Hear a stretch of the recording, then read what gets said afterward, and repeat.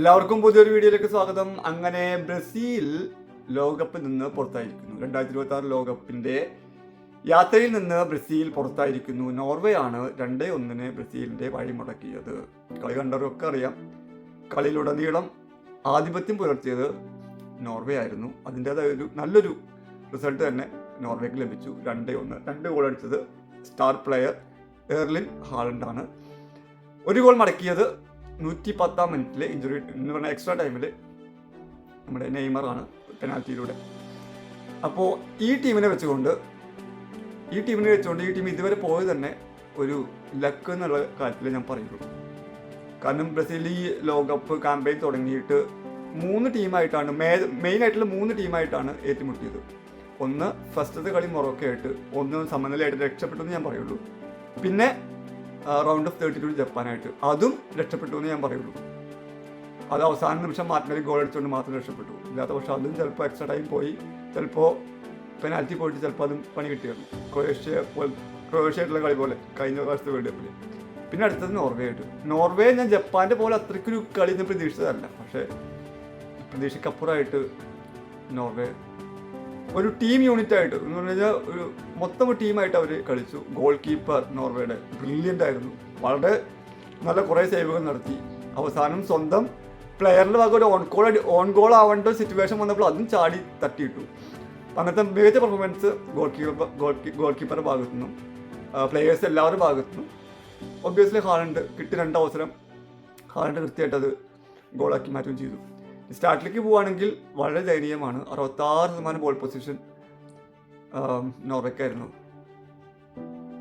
അപ്പം കാര്യം മനസ്സിലാക്കാമല്ലോ, 66% ball position എന്ന് പറയുമ്പോൾ അതിൻ്റെ കാര്യം മനസ്സിലാക്കാമല്ലോ ബ്രസീൽ എന്തോരം ബോൾ കൺട്രോൾ ചെയ്തിരുന്നു. ഇനി ബോൾ പൊസിഷൻ മാത്രമല്ല, shot on target, ball position, pass accuracy, ഇതൊക്കെ നോർവേ ആയിരുന്നു മുന്നിൽ. അപ്പോൾ വളരെ ദയനീയമായിരുന്നു ബ്രസീലിൻ്റെ ഇന്നത്തെ കളിയെന്ന് വ്യക്തമാണ്. ആ കൂടിയിട്ട് ഷോട്ട് എത്ര 15 ഷോട്ടാണ് എന്നിട്ടാണ് ബ്രസീൽ അടിച്ചിട്ടുള്ളത്. അത് ഒഴിച്ച് കഴിഞ്ഞാൽ ബാക്കിയൊക്കെ വളരെ ശോകമായിരുന്നു ബ്രസീലിൻ്റെ കളി. ഞാൻ ബ്രസീൽ ഇഷ്ടപ്പെടുന്ന വ്യക്തിയാണ്. പക്ഷെ ഇന്നത്തെ കളി കണ്ടിട്ട് വലിയ സുഖം ഉണ്ടാകുന്നില്ല. പ്രത്യേകിച്ച് സെക്കൻഡ് ഹാഫിലൊന്നും ബോള് നമ്മുടെ കയ്യിലല്ല. അവർ ഫുള്ള് കംപ്ലീറ്റ് അവർ ഡീൽ ചെയ്തത് അവരാണ്. ഫസ്റ്റ് ഹാഫിൽ കുറച്ച് മെച്ചുണ്ടായിരുന്നു. പക്ഷെ സെക്കൻഡ് ഹാഫിൽ വന്നപ്പോൾ ഒന്നും നമ്മുടെ കയ്യിലില്ല, എല്ലാം അവരുടെ കയ്യിലായിരുന്നു. പിന്നെന്ന് പറഞ്ഞു കഴിഞ്ഞാൽ ചില സാഹചര്യങ്ങളിൽ നമുക്ക് കിട്ടുന്ന ചില അവസരങ്ങൾ നമ്മൾ കൃത്യമായിട്ട് യൂസ് ചെയ്ത് ഗോളാക്കി മാറ്റാൻ കഴിഞ്ഞിരുന്നെങ്കിൽ എന്നുള്ളൊരു കാര്യമുണ്ട്. ആദ്യ പകുതിയിൽ ബ്രൂണോ ഗിമറസ് പെനാൽറ്റി പാഴാക്കിയിരുന്നു. പെനാൽറ്റിയാണ്, അതിപ്പോൾ ആ ഗോളി കൃത്യ സ്ഥലത്തേക്ക് ചാടി അത് കാരണം കൊണ്ട് ഗോളായില്ല. പക്ഷെ അതൊരു ചാൻസ് ആയിരുന്നു, ഗോളാക്കി മാറ്റാമായിരുന്നു. അതും ക്ലിയർ ചാൻസ് ആയിരുന്നു. രണ്ടാമത്തെ ചാൻസ് എന്ന് പറഞ്ഞു കഴിഞ്ഞാൽ നമ്മുടെ സെക്കൻഡ് ഹാഫ് കഴിഞ്ഞിട്ട് വിനീഷ്യസിൻ്റെ ഒരു കിടിലൻ പാസ് എൻട്രിക്കിൻ്റെ ഒരു കിടിലൻ റണ്ണ്. പക്ഷെ എൻട്രിക്കിന് അത് 1-2 എന്ന് പറഞ്ഞാൽ ഗോളി മാത്രം മുന്നിൽ നിൽക്കുക, അത് ഗോളാക്കി മാറ്റാൻ പറ്റിയില്ല. അതൊരു ക്ലിയർ ചാൻസ് ആയിരുന്നു. അപ്പോൾ ഇങ്ങനെയുള്ള ക്ലിയർ ചാൻസുകളൊക്കെ ഗോളാക്കി മാറ്റിയിരുന്നെങ്കിൽ ഈ കളിയുടെ ഗതി വേറെ ആയിരുന്നു. ജപ്പാനെന്നുള്ള മത്സരത്തിൽ അങ്ങനെയാണ് നമ്മൾ കണ്ടത്. ജപ്പാന്റെ ഗോൾ കീപ്പർ കിഡിലെ സേവുകളാണ് നടത്തിയിരുന്നത്. പക്ഷേ ചില മൊമെന്റുകൾ അത് ഗോളാക്കി മാറ്റാൻ ബ്രസീലിന് കഴിഞ്ഞു. കാസിമറോ ഹെഡ് അടിച്ച് ഗോളാക്കിയതും പിന്നെ മാർട്ടിനെല്ലി അവസാന നിമിഷം ഗോളാക്കിയതും, അങ്ങനെ ചില നിമിഷങ്ങൾ അത് ഗോളായിട്ട് കൺവേർട്ട് ചെയ്തിരുന്നെങ്കിൽ നമുക്ക് ഈ കളിയിലും നോർവേ ആയിട്ടും ജയിക്കാമായിരുന്നു. പക്ഷെ അത് സാധിച്ചില്ല. അതാണ് ഇഷ്യൂസ് വന്നത്. നമ്മുടെ ലൈഫിൽ അങ്ങനെ തന്നെയാണ്. ചില കാര്യങ്ങൾ കൃത്യസമയത്ത് ചെയ്യേണ്ട ടൈമിങ് ചെയ്തില്ലെങ്കിൽ പിന്നെ വേറെ സമയത്ത് അയ്യോ അതൊന്നും ചെയ്തിരുന്നെങ്കിൽ നന്നായിരുന്നു നമ്മൾ ഖേദിക്കാറുണ്ട്. പിന്നെ ഖേദിക്കാവുന്ന സമയമില്ല. കാർലോ ആൻസലോട്ടി ഞാൻ ഒരിക്കലും കുറ്റം പറയില്ല. അങ്ങേര് 4 മാസം മുമ്പ് അങ്ങോട്ടാണ് ഈ ബ്രസീലിൻ്റെ കോച്ചായിട്ട് വന്നത്. അപ്പോൾ ഈ ടീമിനെ ഈ തരത്തിലെങ്കിലും മെച്ചപ്പെടുത്തിയെടുത്തത് കാർലോ ആൻസലോട്ടിയാണ്. അപ്പോൾ കാർലോ ആൻസലോട്ടി ഈ ബ്രസീൽ കോച്ചായിട്ട് ഇരിക്കുന്നിടത്തോളം കാലം നമുക്ക് പ്രതീക്ഷയുണ്ട്. ഇനി അടുത്തൊരു 4 വർഷത്തെ ഒരു ഗ്യാപ്പ് ഉണ്ട് അടുത്തൊരു വേൾഡ് കപ്പ് ടീമിനെ തയ്യാറാക്കാൻ വേണ്ടിയിട്ട്. ഒരു മികച്ച സ്ക്വാഡിനെ തന്നെ അടുത്ത വേൾഡ് കപ്പിന് ആൻസലോട്ടി തയ്യാറാക്കുന്ന ഉറപ്പാണ്. ആൻസലോട്ടി ആ പൊസിഷനിൽ ഉണ്ടെങ്കിൽ എന്തായാലും ഒരുക്കുമെന്ന് ഉറപ്പാണ്. ആ ഒരു പ്രതീക്ഷ മാത്രമേ ഉള്ളൂ.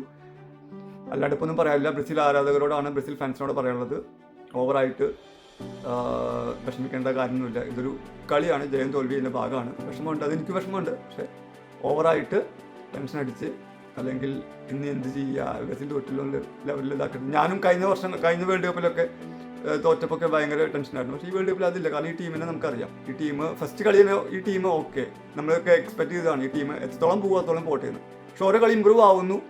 പക്ഷേ എത്രത്തോളം ഇമ്പ്രൂവ് ആവും ഒരു മെയിനായിട്ട് ടീമിനായിട്ട് മുട്ടിയപ്പോൾ ഇങ്ങനെ പറ്റി. ഇത് 2-1 തോറ്റുള്ളൂ. ഇനിയിപ്പോൾ പിന്നെ ഈ കളി ജയിച്ച് നെക്സ്റ്റ് റൗണ്ടിലേക്കൊക്കെ പോകുമ്പോൾ കില്ലൻ ടീമുകളൊക്കെ ആയിട്ട് മുട്ടാத்தைയും ചിലപ്പോൾ 7-1 ജർമ്മനിയോട് തോറ്റ പോലെയൊക്കെ തോറ്റ് അത്രയ്ക്ക് നാണം കണ്ടു വരും. അങ്ങനെയൊന്നും വന്നില്ലല്ലോ. അങ്ങനെ സമാധാനിക്കും. എനിവേ നോർവേ ലാസ്റ്റ് ആയിട്ട് ക്വാർട്ടർ ഫൈനലിൽ കയറി. ബ്രസീലിൻ്റെ കളി കഴിഞ്ഞിട്ടുള്ള മത്സരം മെക്സിക്കോയും അതേ രാജ്യങ്ങളിലൊന്നായി മെക്സിക്കോയും ഇംഗ്ലണ്ടായിരുന്നു. അതിൽ 3-2 ഇംഗ്ലണ്ട് മെക്സിക്കോയെ തോൽപ്പിച്ചിട്ട് ക്വാർട്ടർ ഫൈനലിൽ കടന്നിട്ടുണ്ട്. അപ്പോൾ നോർവേയുടെ ക്വാർട്ടർ ഫൈനൽ എതിരാളി ഇംഗ്ലണ്ടാണ്.